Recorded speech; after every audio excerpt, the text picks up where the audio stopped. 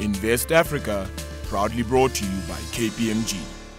A warm welcome to this week's edition of Invest Africa. I'm Nozi Pumbanjwa. Now, although the global airline industry is up in South Africa, it is down by almost 2.9% year on year. However, that has not stopped new operators from entering the market. Philani Nyalunga compiled us this report.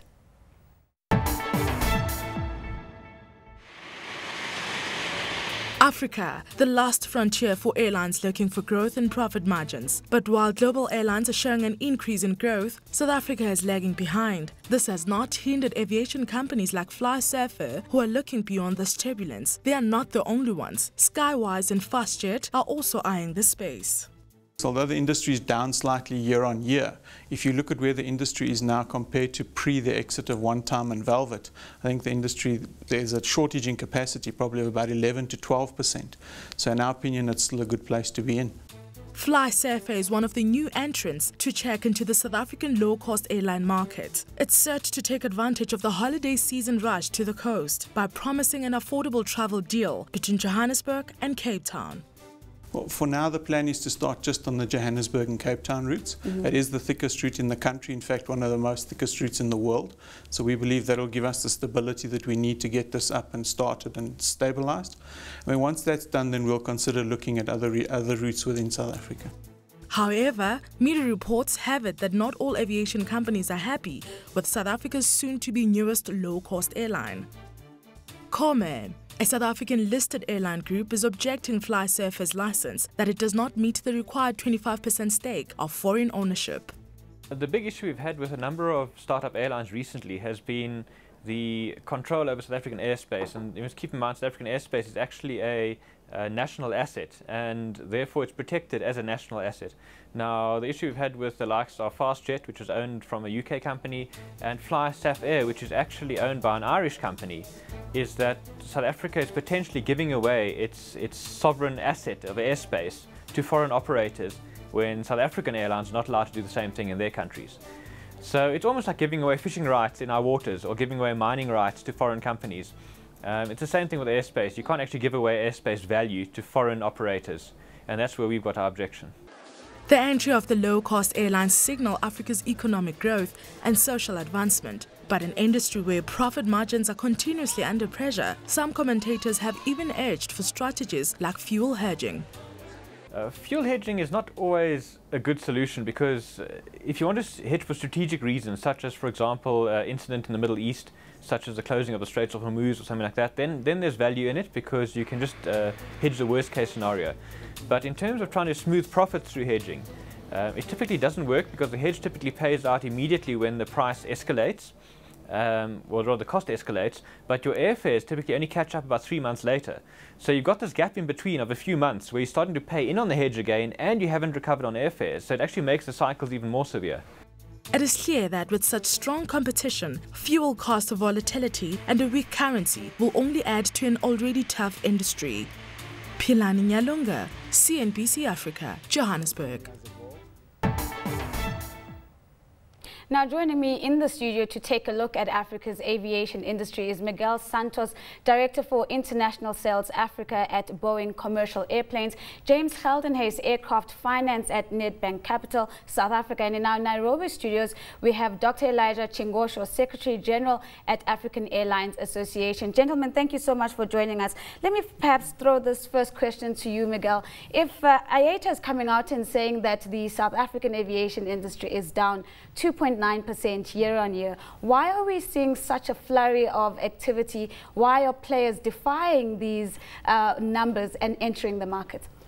Because in fact there is room for more airlines. We are not meeting all the needs of the passengers, of the traffic demands that we currently have in the industry. Starting a new airline is always a tough proposition. It's difficult.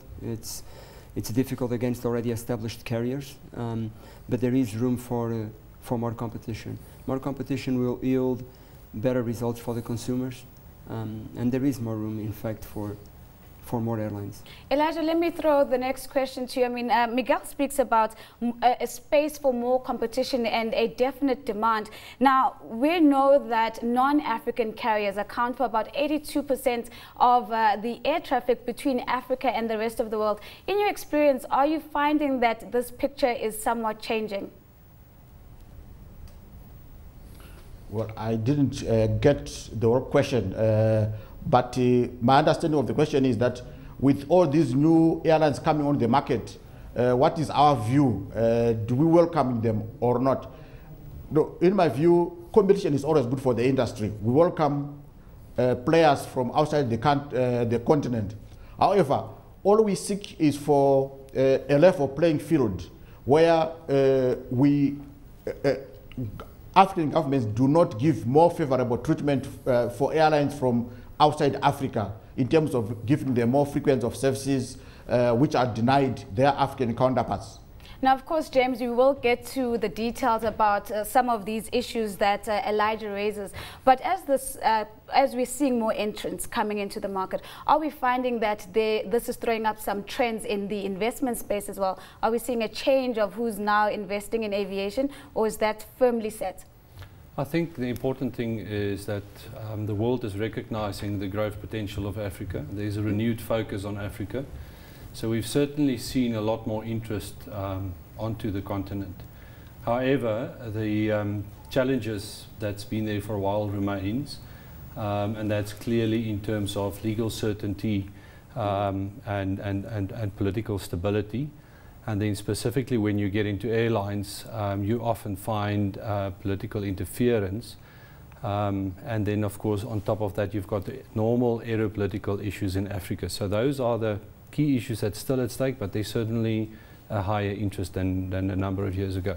Would you say then, James, that this would be a good time to be investing in aviation assets or not? It depends where you want to invest in aviation assets. There's a lot of lessors coming onto the market, which I think is very valuable for the African market, assisting startup airlines by being willing to lease aircraft to them on short leases.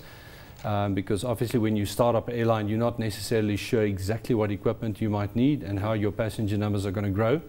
So they are great in terms of that. They're very mobile. They can put in the asset, and if it doesn't work, take it out and go for it, and sort of prepare the track record and paving the way for finance to come into the party. And so yeah, I think there's renewed interest there. So before we get into the pros and cons of the leasing trend that is increasingly growing in the aviation space, I want to go back to Nairobi, and to Elijah, I want to ask you, where do you see the future of the national carrier? And this is in context of, if we look at Kenya Airways in particular, we've seen the airline struggling for quite a number of months now. Do you believe that there's still a future for national carriers, or we should be considering privatization at this time?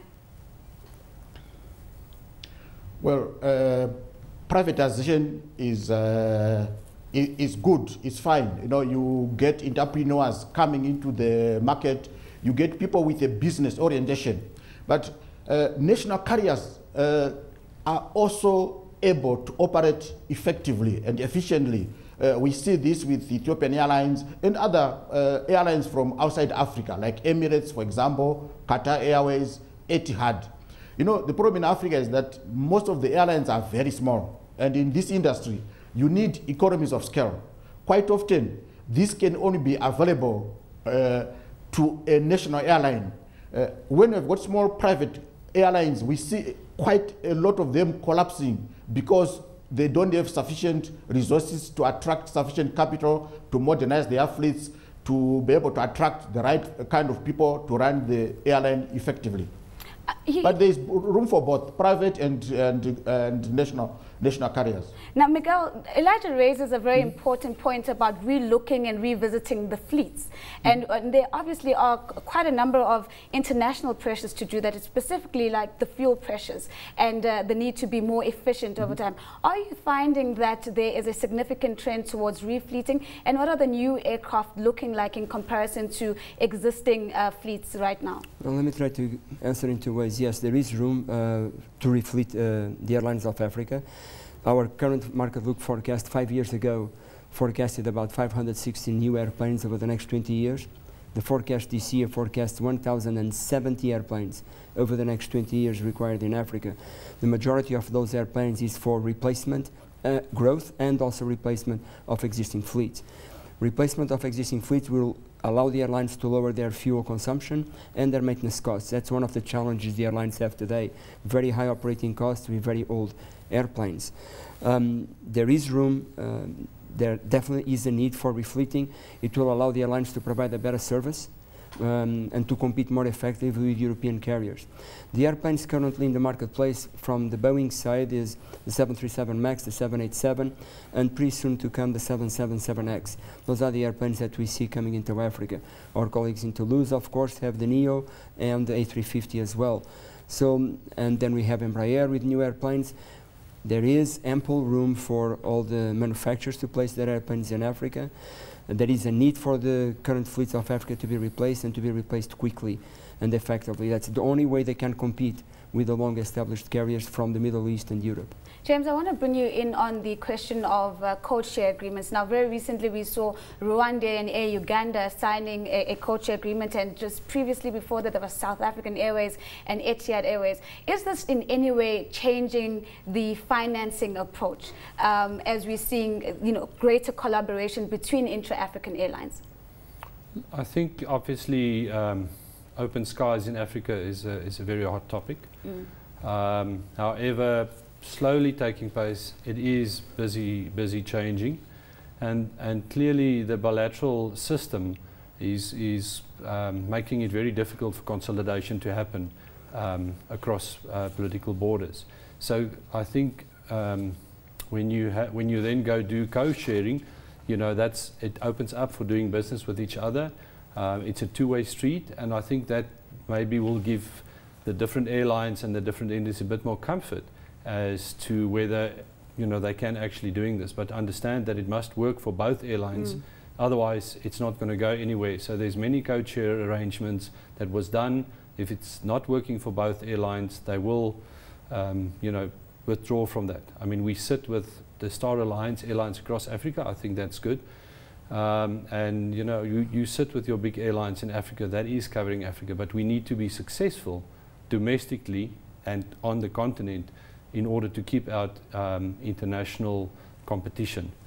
And then just coming back to the fleet, right. I think it's important to understand that there's pressing matters that's sometimes more important than the fleet, and it's oversight on the ground. We need to have the civil aviation authorities from all the different countries to brush up, to be there, to make sure that the maintenance and everything takes place.